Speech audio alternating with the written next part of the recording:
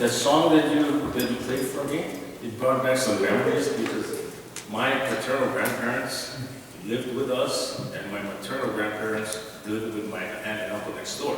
So I got to listen to Japanese music all day long. And that was one of the songs that jogged my memory. So I just want to share a little story because you reminded me of my grandma Tanaka, my paternal grandmother. So I wouldn't be here today if it wasn't for the creativity and ingenuity of my grandma Tanaka. Because my grandma Tanaka was what they call a picture bride. And for those of you that don't know what a picture bride is when my grandfather emigrated from Japan to the Big Island, he did not want to intermarry with anything else except the Japanese lady. So back in those days, if there was a willing person from Japan wanting to come and marry a Japanese man, then what they would do, she would send a picture of herself with some information about her, and they would pin these pictures on this bulletin board. And so when my grandfather worked hard enough and got enough money, he would go to the board and he pulled my grandmother's picture off of the board, sent money to Japan. She used that money to get safe passage to Hawaii. So the day came when my grandfather was going to meet his bride. So according to my grandfather, they were the last two people on the dock. Because my grandfather kept looking at the picture of my grandmother, his proposed wife, and kept looking at the girl standing on the dock. And the only thing he told me he could think of was my grandmother had a great day when she took that picture. Because unbeknownst to my grandfather, my grandmother sent a picture of her sister. So, thank you, Grandma. But anyway, what I want to talk today, I'm basically addressing the students here because I believe as Japanese Americans, we definitely have some responsibilities. And there's four entities that I thought about when I proposed this talk. Was responsibility to our ancestors, responsibility to the community or society, responsibility to our parents, and more importantly, responsibility to yourself. So I'll go from the top. When it comes down to the responsibility of our grandparents or our ancestors, can you imagine my grandfather and a lot of everyone here's parents or grandparents jumped on a boat in Japan and rode the steamship from Japan to Hawaii, and it took 4 months. And back in those days, they did not have internet. So as a result, he did not know what he was going into. So he was jumping on a boat, going to this foreign land. And in my grandparents' situation, they never had enough money to go back to the motherland. So when they left Japan, they never saw their parents or their siblings ever again. So what a sacrifice they had made. So as a result, I believe that as lucky recipients of our grandparents, I call it guts, to jump on a boat for us to get a better life, then there is some responsibility there. And what made me think about that responsibility was just about a week ago, I was watching this show called Saving Private Ryan. And for those of you that probably saw the show, but I'll just jog your memory, it was a story about a platoon that was sent to save the lone survivor. He had 4 other brothers that actually had perished during the D-Day landing, and they had to go and save them because they didn't want the family to lose their last surviving son. So Tom Hanks was in charge of this platoon that was going over and trying to find Private Ryan, which was played by Matt Damon. So at the very end of the show, Tom Hanks was fatally wounded. And he whispered into Matt Damon's ear, "Earn it." And what he meant by that was that there were many lives that were sacrificed in order for him to live. And so as a result, I thought about my grandparents doing the same thing for us. He basically sacrificed a comfort of existence of comfort back in the motherland in order to come to Hawaii in order to give us a better life. So as a result, that's our responsibility to the ancestors. Second entity I want to mention is the community, society, any kind of organization such as the JACL, as Bill had mentioned.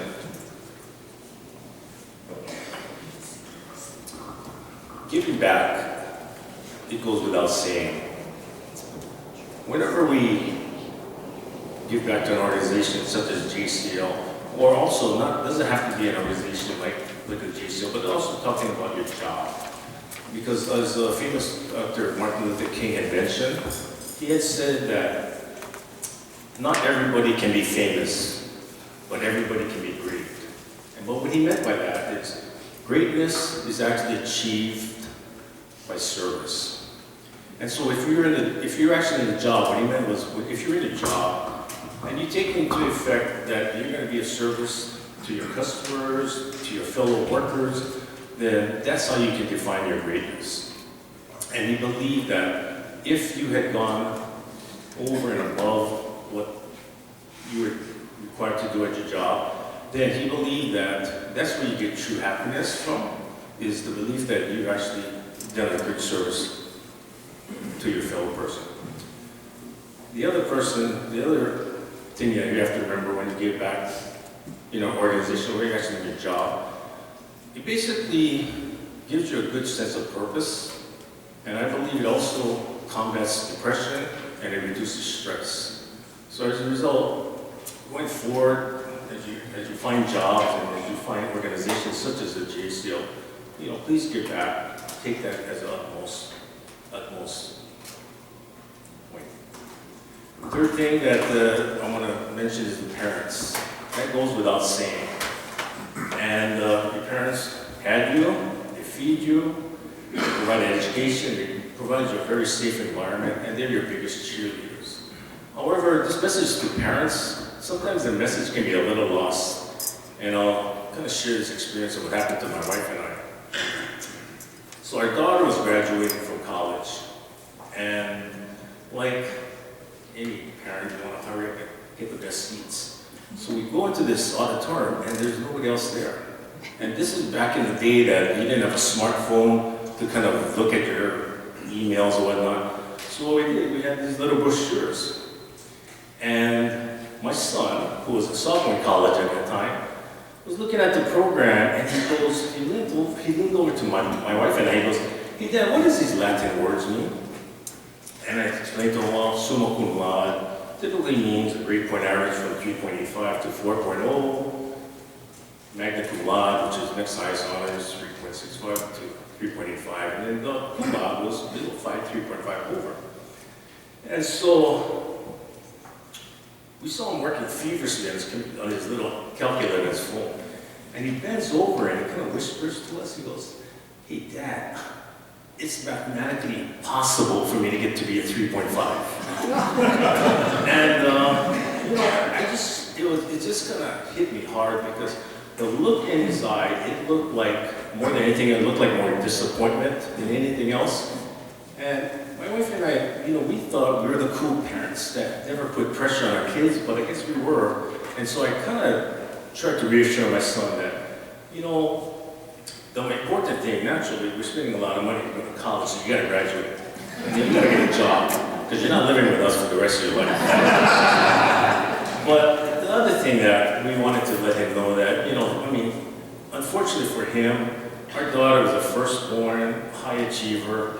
She had those Latin words next to her name and whatnot. So I think he felt kind of compelled to feel a little disappointment in us, which we did not. We just wanted him to be happy. That's number one. And as parents, I think you guys would all agree that we want you guys to basically have a happy life. The reason why our grandparents came to Hawaii was to give us a happier, better life than what they had in Japan. So that being said, parents, I hate to be preachy, but I'm gonna ease up the gas pedal, okay? I didn't think we were like that, but evidently we were to my son. And then the last point I want to bring up is the responsibility to yourself. And what I mean by that is, I wish all of you here, when you guys find your endeavor to work, I wish you guys find a passion. Because I believe if you find a passion, then you no longer have to go to work every day. And I have two people's stories that I want to share with you. One of them was my sister-in-law, Caroline. She unfortunately came from a family of 5 that were very high achievers. And so she goes to Creighton University her freshman year. She's living with my wife, my girlfriend at the time, Cindy.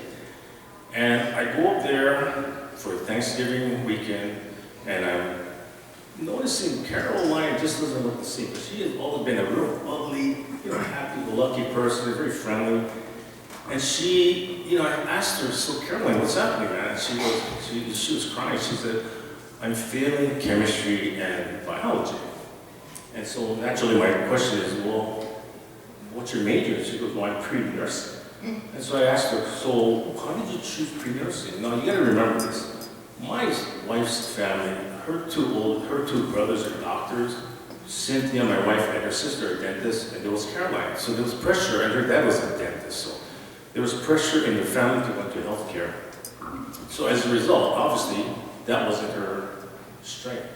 So I told Caroline, hey, listen, obviously that's not working for you, so what do you like to do? And Caroline was very honest, and I knew this answer.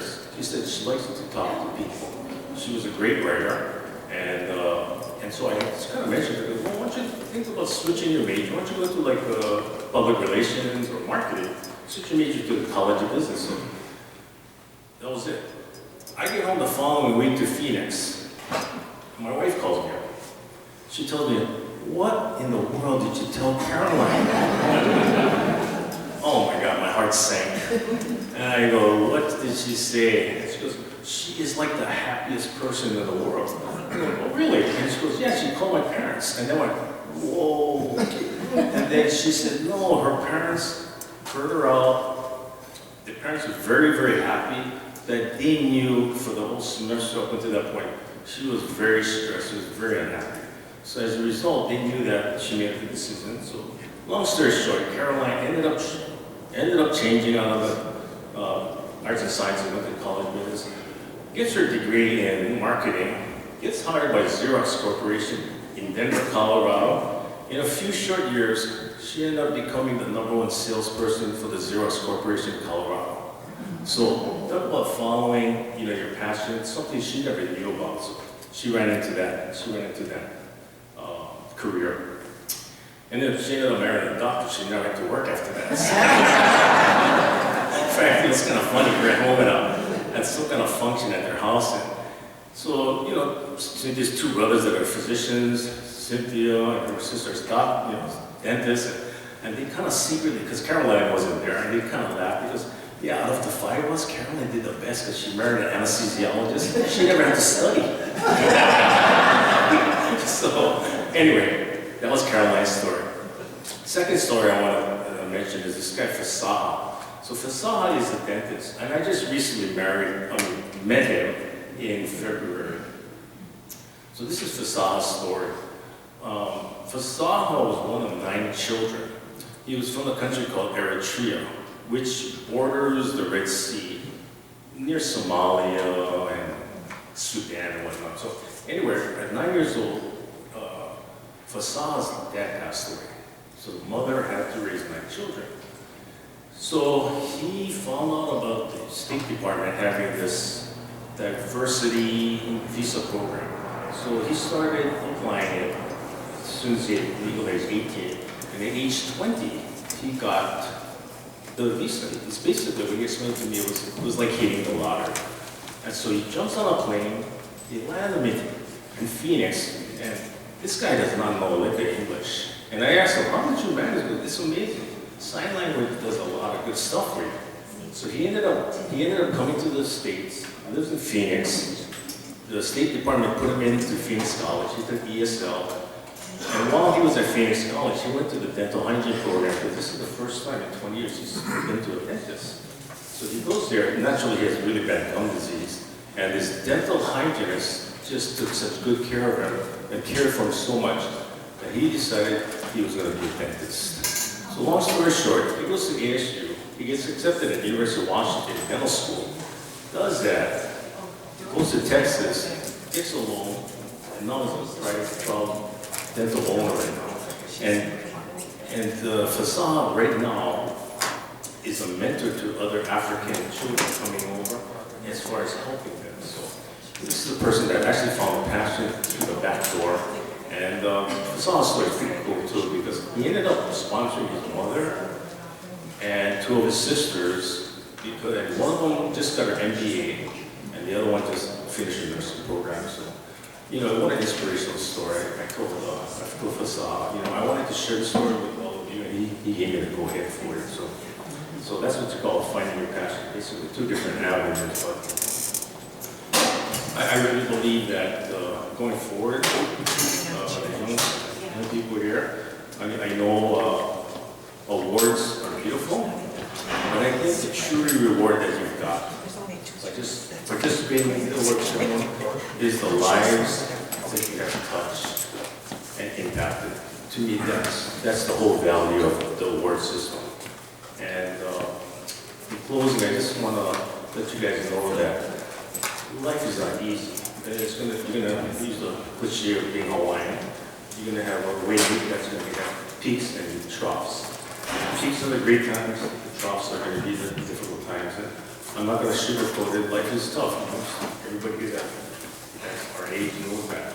But the troughs will help you decide a different direction sometimes, like the sister-in-law, so that it actually is it's a way of what happens in life. So we just want, as parents for you kids, we just want you guys to become the highest, truest expression of yourself. So in closing, I just want to leave one quote. This guy's name is Simon Sinek, and he believed that hard work for something that you don't care about is called stress, but working hard for something that you love is called passion. And that's what I hope you all find in your life here. And one last thing, I just want to thank Rama Tanaka for being the original catfisher.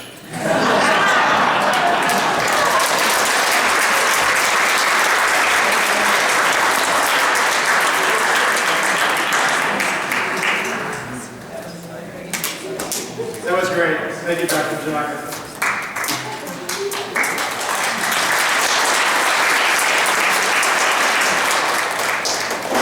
So those words of wisdom will be very helpful for the students, but something else that will help the students that are about to celebrate is the scholarship that they won, the $2,500 scholarship from the Japanese American Citizens League.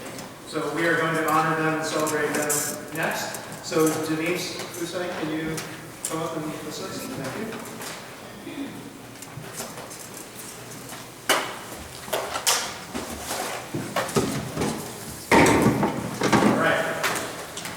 I will begin by reading the biography of our first scholarship winner. So our first scholarship recipient is graduating as valedictorian of his class of 750 students. He has received his school's Golden Scholars Award for the past 4 years, and has also received the AP Scholar Award from the College Board. He has played competitive soccer for the last 10 years, and is currently in the U19 Phoenix Rising Pro Academy team that is a direct pathway from youth soccer to professional soccer. Very impressive. Throughout high school, he has been a part of the medical club, photography club, and a fundraising club that helps children in third world countries with cleft lip get surgery. So in addition, he is part of the math club, participating in math competitions against other schools across the state.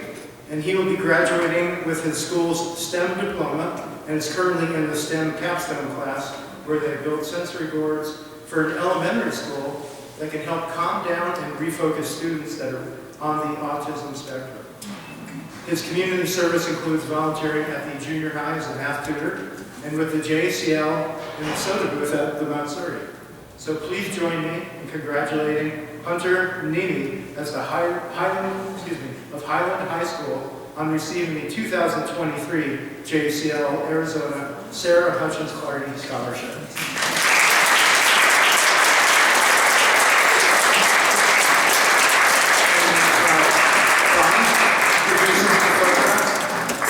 Oh, we've got photos? Yeah. And do we have enough space?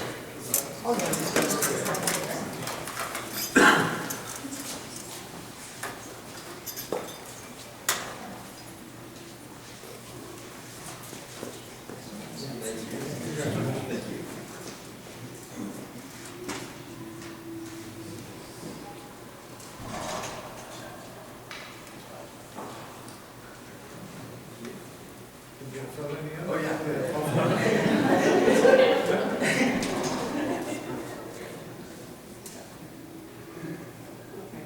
All right.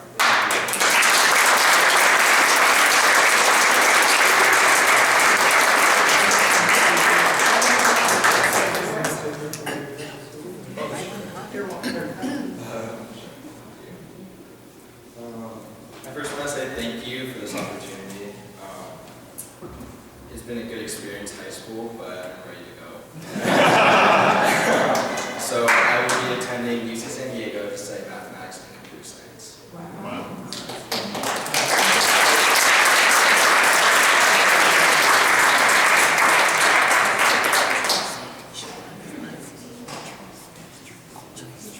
All right.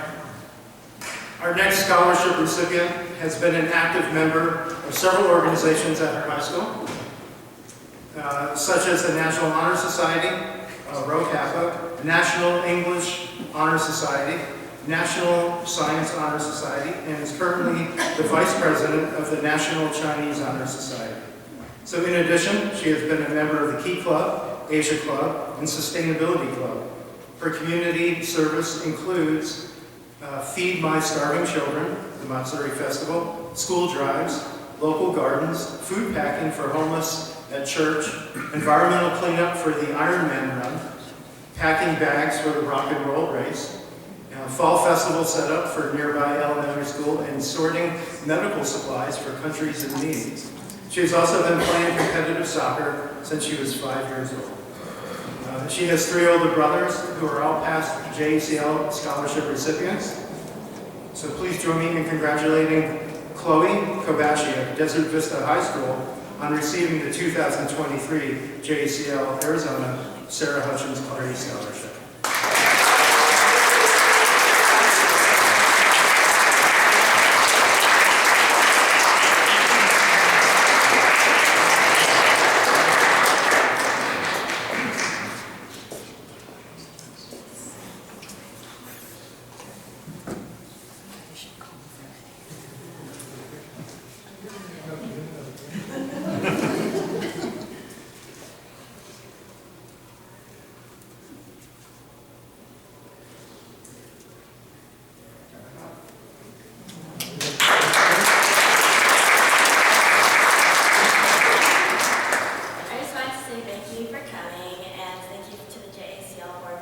for allowing me to accept this scholarship and continue my education at ASU in Celeste.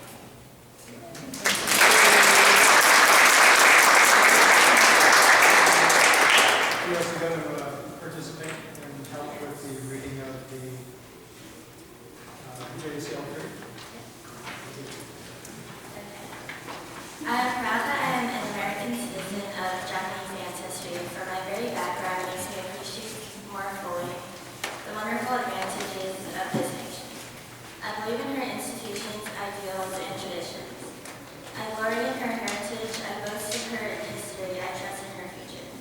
She's granted me liberties and opportunities such as no individuals enjoys in the world today. She has given me an education benefiting kings. She has entrusted me with the responsibilities of this franchise. She has permitted me to build a home, to earn a livelihood, to worship, think, speak, and act as I please, as a free man equal to every other man. Although some individuals may discriminate against me, I shall not become bitter or lose faith. For I know that such persons are not representative of my majority of the American people. True, I shall do all in my power to discourage such practices, but I shall do it in the American way. Above board and open, through courts of law, by education, by proving myself to be worthy of equal treatment and consideration. I am firm in my belief that the American sportsmanship and attitude of fair play are just citizenship and patriotism on the basis of action and achievement, and not on the basis of physical characteristics.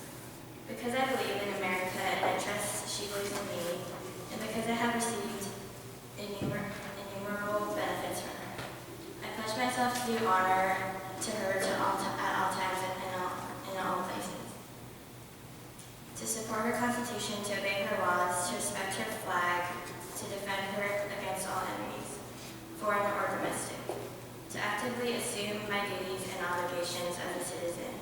cheerfully and without any representatives whatsoever, in the hope that I may become a better American and a greater American. Thank you.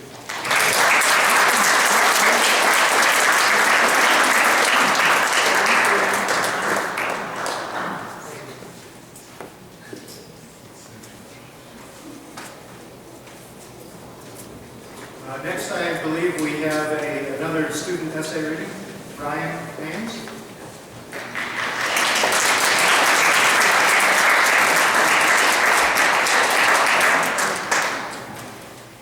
Thank you. Before I begin, I want to thank the Japanese American Citizen League for giving this great award. It's not quite like the scholarships, but still a great award. So I wrote an essay on Fred Korematsu. He was a victim of the executive order 9066. He originally denied it and tried to change his appearance so that he wouldn't be arrested, but was still caught and arrested for 5 years. After he was released, he moved to Detroit, Michigan, where he met his future wife, Catherine. But even though he was still innocent, he could still get a job. Later, in 1983, secret government files were found that proved that Japanese American citizens had committed no wrongdoing. And when these were presented to the Supreme Court, his case was finally overturned, as long as he dropped his lawsuit. He did state and rejected this, stating that the government should be the one asking him for a pardon instead of him getting one. While he also eventually later got the Presidential Medal of Freedom from President Bill Clinton, the highest honor in America, and also helped sign the bill that ushered a full apology from the U.S. government and $20,000 to the victims. He later died in March 30th, 2005, due to respiratory failure, but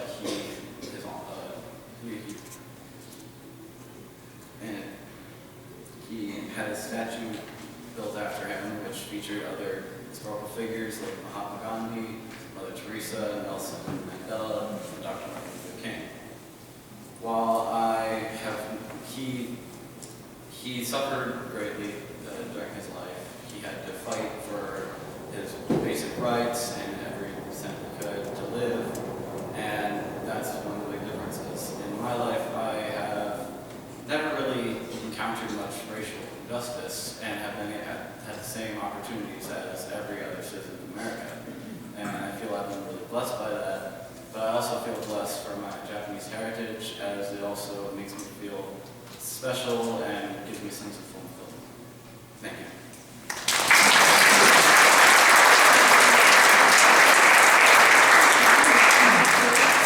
Nice work, Brian. Thank you. That's great. Next, we will move on to our Gold Swaro Award winners. So, Doris Asano, can you join me, please? Thank you, Doris.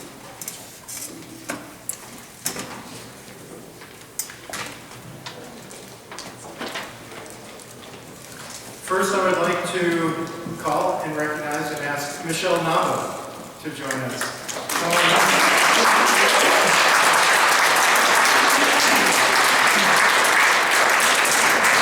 Michelle Nava is a California native, UCLA grad with a degree in Japanese.